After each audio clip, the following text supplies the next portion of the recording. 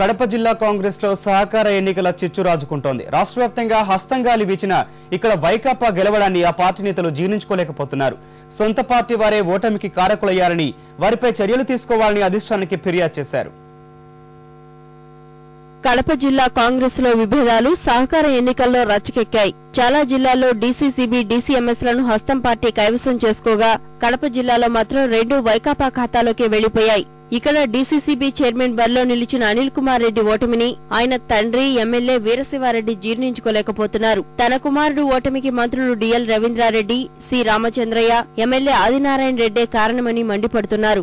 అధిష్టానంతో పాటు పీసీసీ అధ్యక్షుడు ముఖ్యమంత్రికి తన కుమారుడితో ఫిర్యాదు చేయించారు.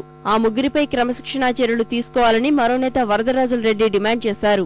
కాంగ్రెస్ పార్టీ తరపున పనిచేయకపోవడమే కాక కాంగ్రెస్ పార్టీ ఓటమికి కృషి చేసిన మంత్రులపైన, శాసనసభ్యుల మీద సుదీర్ఘంగా కంప్లైంట్ చేయడం జరిగింది.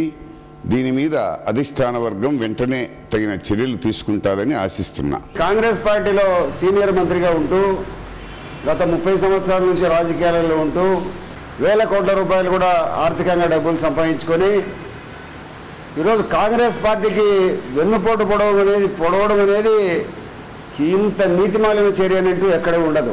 జిల్లాకు చెందిన కాంగ్రెస్ మంత్రులు, శాసనసభ్యుల మధ్య కుమ్ములాటలు తారాస్థాయికి చేరడంతో ఇదే అదనంగా వైకాపా వాటిని అనుకూలంగా మార్చుకునేందుకు యత్నిస్తోంది. విశాఖ డీసీసీబీ అధ్యక్ష ఎన్నికల్లో తెదేపా సహకార సభ్యుల క్రాస్ ఓటింగ్ పై చంద్రబాబు నాయుడు ఆగ్రహం వ్యక్తం చేసినట్టు తెలిసింది.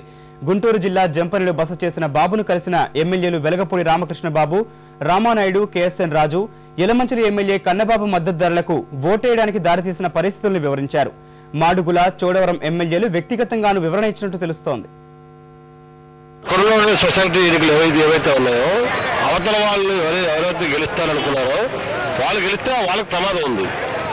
ఆ ప్రమాదం రాకుండా ఉండడం కోసం వాళ్ళు రక్షించుకోవడం కోసం చేసిన కార్యక్రమం తప్ప ఇక్కడ అమ్ముడుపోయో లేదంటే ఇంకో ఇబ్బంది పెట్టే కార్యక్రమం. పార్టీ నేపథ్యంలో కూడా గౌరవిస్తున్నారు.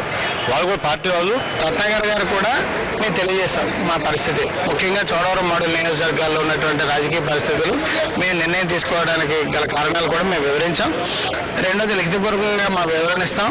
మేము చేసేది ఏదైనా కూడా తెలుగుదేశం పార్టీ మేలు కలగాలని మేము చేస్తాం తప్ప ఇంకో పార్టీకి మేలు కలగాలన్నా తెలుగుదేశం పార్టీకి నష్టం కలగాలన్నట్టు అన్న ఉద్దేశంతో మాత్రం చేసింది కాదు.